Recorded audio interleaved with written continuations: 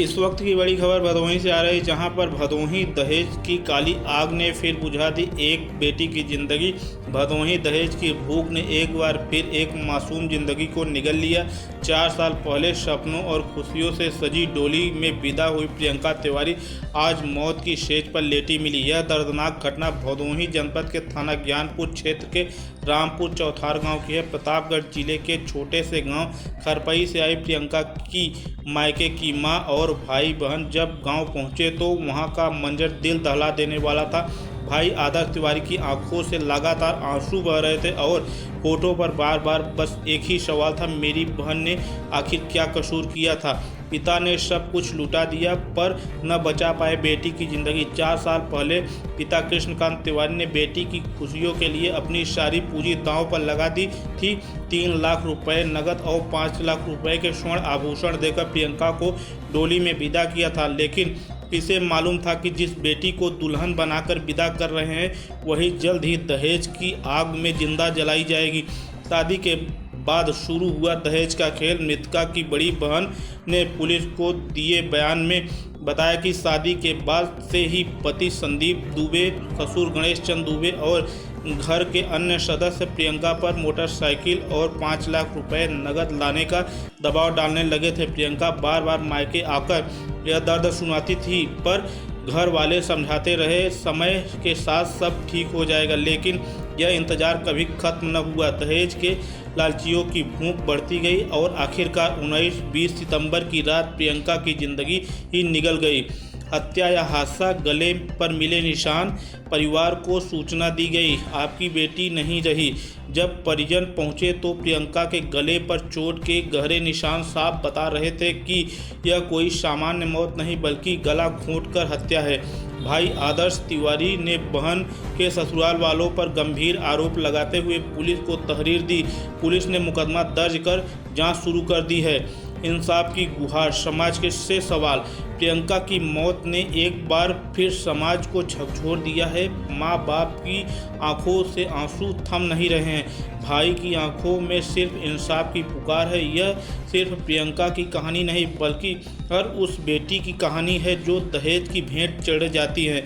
अब सवाल यह है, कब तक बेटियां दहेज की आग में जलती रहेंगी? कब तक भाई अपनी बहनों की लाशों कंधों पर उठाते रहेंगे और कब तक समाज चुपचाप तमाशा देखता रहेगा? दहेज की यह काली आग न जाने और कितनी बेटियों को निगल जाएगी। अपना नाम और पता।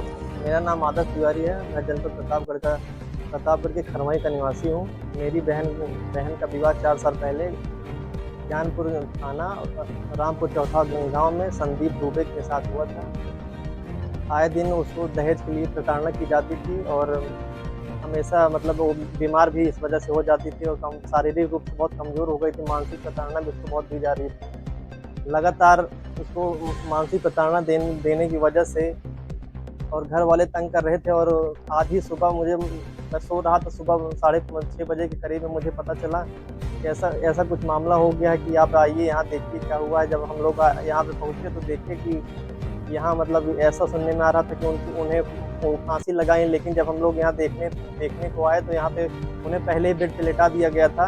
अब क्या मामला क्या नहीं, ये पुलिस वाले जब वहाँ पहुँचे, पुलिस वाले के आने के पहले ही उनको बेड पे लेटा दिया गया था। ये जब हम लोग आए तो बॉडी को पूरा सील कर दिया गया था। हम लोग देख भी नहीं पाए कि किस हाल में है, क्या हुआ है उनके साथ, कुछ हम लोग को कुछ खबर नहीं है। अब प्रशासन से यही गुजारिश करते कि हम लोग को शीघ्र न्याय दिलाने की कृपा करें। क्या उम्र थी लड़की की और क्या नाम? लड़की का उम्र प्रियंका तिवारी था। उम्र उनकी 27 साल। इनकी सास, इनकी जिठान रोज झगड़ा करती थी, ताना मारती थी, तुम्हारे माँ बाप कुछ दिए नहीं, हमारे पापा लोग 6 बहन थे, हम लोग कहाँ से इतना देते। इनके पति रोज यही ताना मारते थे दहेज के लिए और इनके ससुर भी यही बोलते थे चली जाओ छोड़ के। जितने लोग हैं सब लोग परेशान करते थे, तलाक दे दो तलाक दे दो। हम लोग बोले गरीब है, हम लोग कहाँ से इतना पैसा पाएंगे देने के लिए। रोज मांगते थे पैसा। सामान पापा मम्मी दिए हैं। उनकी सास, उनकी जिठान मिल के मार डाली गला दबा के। विनीता पांडे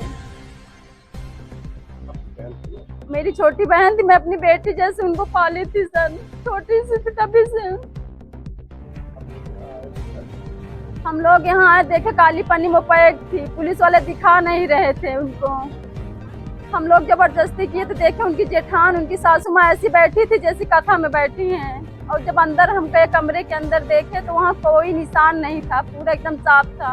अरे खून मनई के कांटा काटता तब भी खून चूता है जमीन की। वहाँ देखे कुछ भी नहीं, एकदम साफ सुथरा हर चीज अपने स्थान पर रखा हुआ था। हमको लग रहा है ये सास और बहू इनकी मिल के मार डाली मेरी बहन को, माँ बेटी और इनका पति।